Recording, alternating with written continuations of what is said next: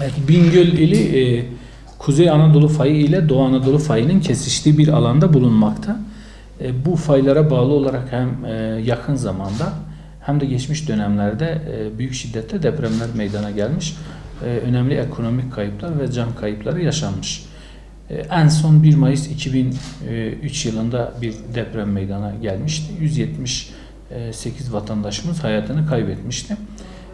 Genel olarak değerlendirdiğimizde Bingöl'ün ülkemizde aktif fayların en yoğun olduğu alanlardan birine karşılık geldiğini söyleyebiliriz.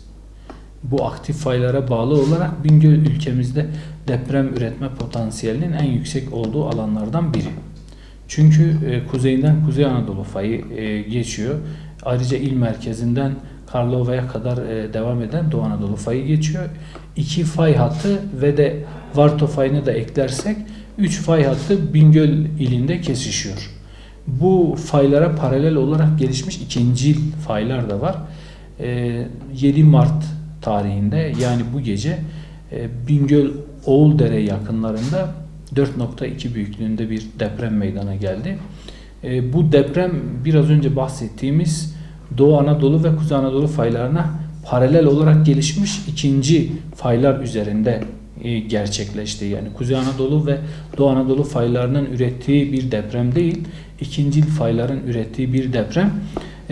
Depremin dış merkezi Bingöl il merkezine yaklaşık 16 kilometre uzaklıkta. Meydana gelen depremde bir can kaybı, bir ekonomik kayıp söz konusu değil. Yine gün içinde Bingöl ilçesine bağlı Yazgünü köyünde de 4.1 büyüklüğünde bir deprem meydana geldi. Bu deprem de Kuzey Anadolu fayının güneyindeki faylar üzerinde meydana geldi.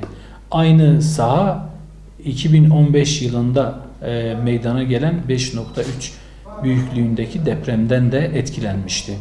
Yine genel olarak bir değerlendirme yaparsak bugün meydana gelen bu iki depremle alakalı Oğuldere köyü yakınlarında meydana gelen deprem 2003 yılında meydana gelen depremle aynı alana tekabül ediyor.